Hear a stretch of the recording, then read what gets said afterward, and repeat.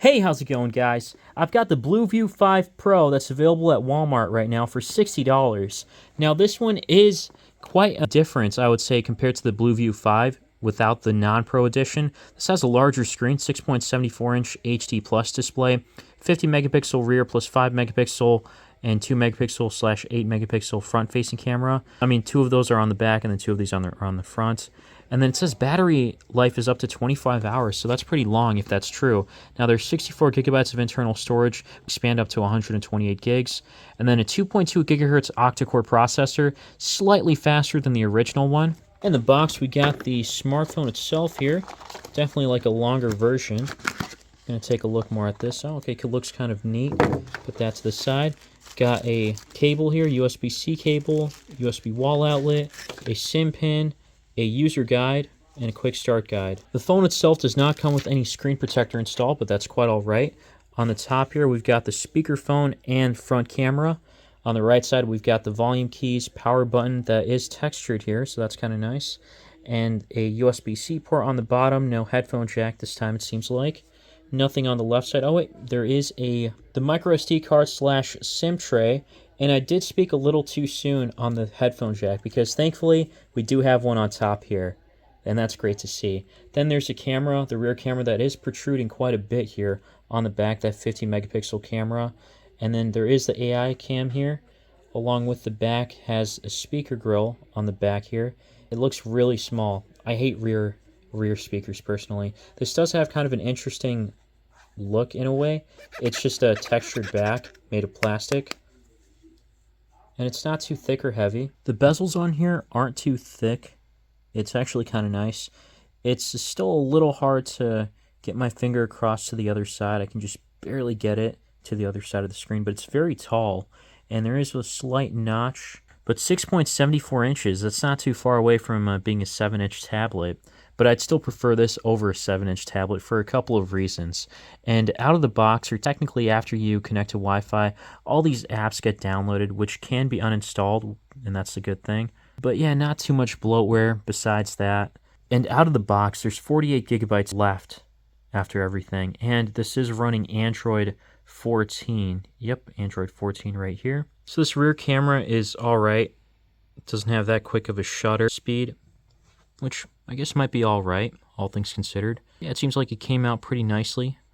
Yeah, this came out actually better than expected. It's not at the level of being exactly 50 megapixels like some other actual cameras might be, but it's still good nonetheless. Front camera seems to be a bit better compared to other ones that I've tested out.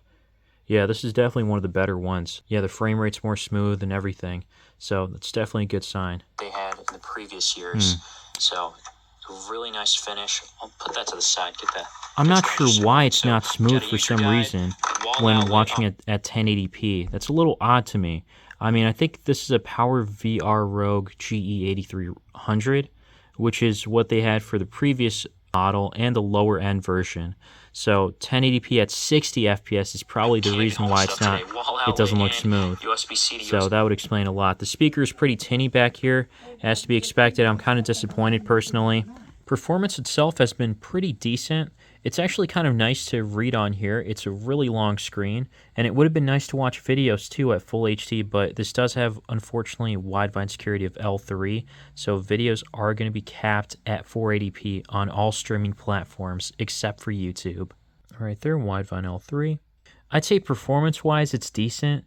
The CPU and GPU scores are relatively low, and actually it took quite a long time to get these scores out. The GPU score was 34, but that's because it failed validation in some areas, so just going to ignore this one, honestly. I'm not too familiar with this CPU, the MT6765/XAA. It's an octa-core processor, so that's kind of nice. Yeah, it's clocked at 2.2 gigahertz.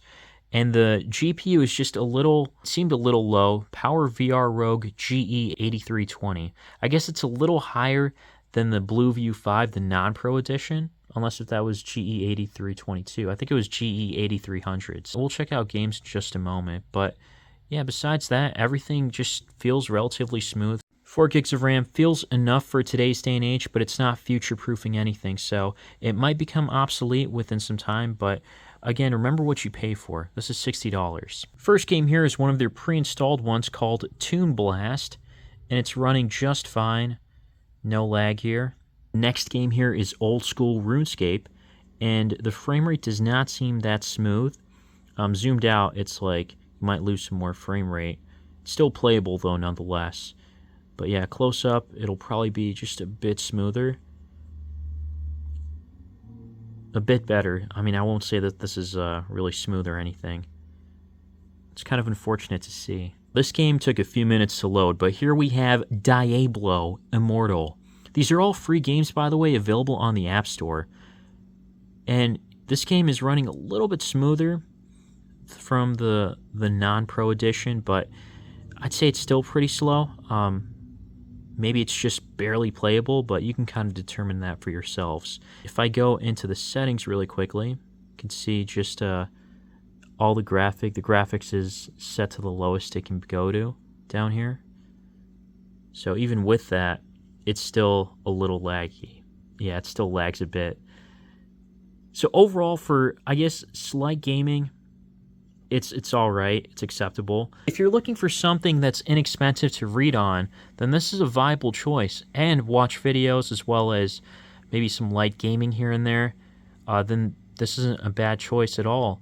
But if you are looking for something that's more bare bones and you don't really care about even playing video games, then also check out the 5 non-edition, the Blueview 5 regular edition.